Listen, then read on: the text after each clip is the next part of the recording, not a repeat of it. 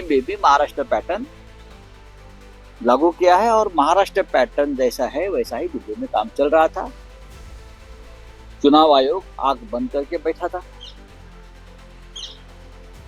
और मुझे कल पूछा, मैंने कल कहा कि 39 लाख वोट जो महाराष्ट्र में 5 महीने में बढ़े, उसका आगे क्या होगा? तो मैंने ये कहा, ये 39 लाख वोट अब बिहार में शिफ्ट हो जाएंगे, उसमें से कुछ दिल्ली में भी आएंगे। लेकिन प्रधानमंत्री 10 साल से दिल्ली में थे, लेकिन वो दिल्ली नहीं जीत पाए।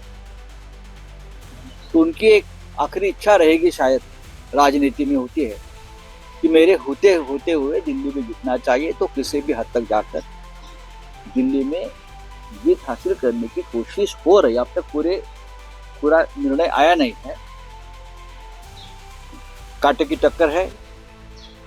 अगर कांग्रेस पार्टी और आपका मनोमिलन होता तो अच्छी बात रहती। मैंने भी, हम पहले दिन सब यही कहते थे कि अगर आप और कांग्रेस दोनों का जो राजनीतिक प्रतिद्वंदी है, मैं शत्रु नहीं कहूंगा, वो भारतीय जनता पार्टी।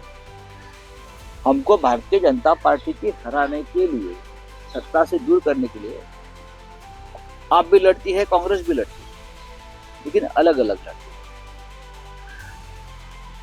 अगर एक साथ हो तो दिल्ली का नतीजा डेफिनेटली पहले 1 घंटे में ही बीजेपी की हार सुनिश्चित हो। सबसे पहले दिल्ली में 5 साल से केजरीवाल सरकार को कोई काम करने नहीं दिया।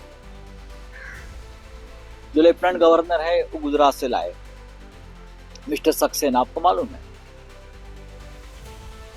लेफ्टिनेंट गवर्नर के हाथ में पूरी ताकत, सभी प्रमुख नेताओं को भी जेल में डाल दिया।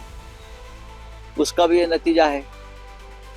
आप सभी प्रमुख नेताओं के ऊपर आपराधिक मामले दर्ज करेंगे, जेल में डालेंगे और चुनाव जीतेंगे। ये एक फॉर्मूला महाराष्ट्र में हुआ, अब दिल्ली में है, शायद अब बिहार का चुनाव है तो बिहार में भी यही करेंगे। महाराष्ट्र में क्या हो गया?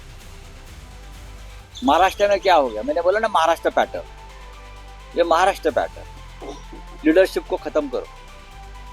जो लीडरशिप मोदी जी के सामने खड़े होने की कोशिश करती, उनको हर हाल में खत्म करो, हरा दो, चाहे कोई भी कीमत चुकानी पड़े, हरा दो। लेकिन ये महाराष्ट्र में हुआ है, ये हरियाणा में हुआ। लोग क्या, आपको लगता है बीजेपी को वोट कर रहे हैं? नहीं, बीजेपी को वोट करना कोई नहीं चाहता। ये तो जबरदस्ती का वोटिंग है।